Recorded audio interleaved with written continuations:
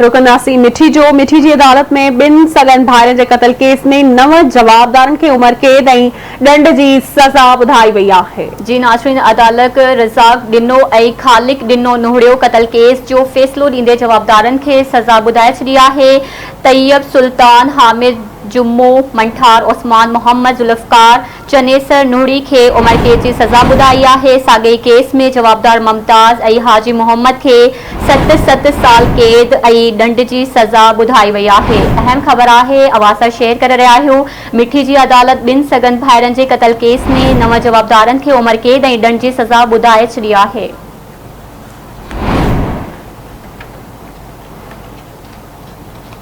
अवां खे अपडेट ॾेई रहिया आहियूं।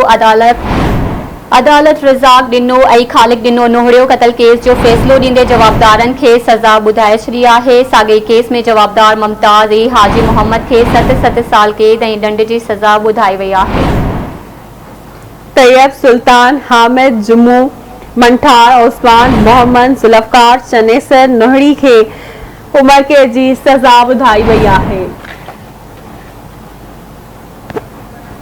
तफ़सील मालूम कंदासीं मिठी मां फ़कीर बशीर अहमद खां। जी फ़कीर बशीर अहमद, कहिड़ा तफ़सील आहिनि, आगाही ॾिजो।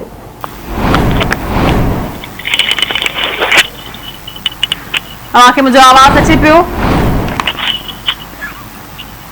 जी हेलो जी बशीर, तव्हांखे मुंहिंजो आवाज़ अचे पियो? कहिड़ा तफ़सील आहिनि, आगाही ॾिजो।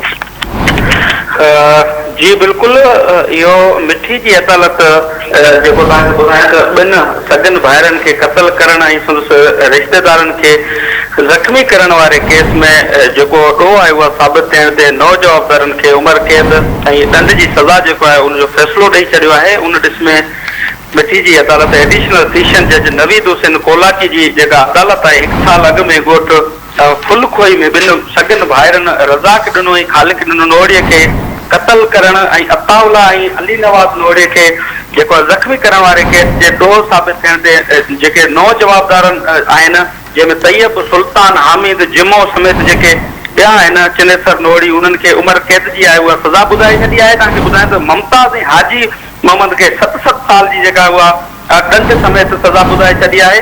ऐं तव्हांखे ॿुधायां त अहिड़ो ई फ़ैसिलो जेको आहे कोर्ट सॻोरी पारां ॿुधायो वियो आहे। ऐं जॾहिं त ॿिनि सगन भाइरनि जी जेका आहे उहा वालिद दोदो नोहड़ी डीपलो थाणे ते इहा केस दाख़िल करायो हो। फरियादी जी वकील जेको आहे ज़हीर नोहड़ी जेको आहे उहो वकील हो ऐं अॼु अदालत पारां अहिड़ो फ़ैसिलो आहे सा ॿुधायो वियो आहे। जी ठीकु आहे, अवां जी वॾी महिरबानी।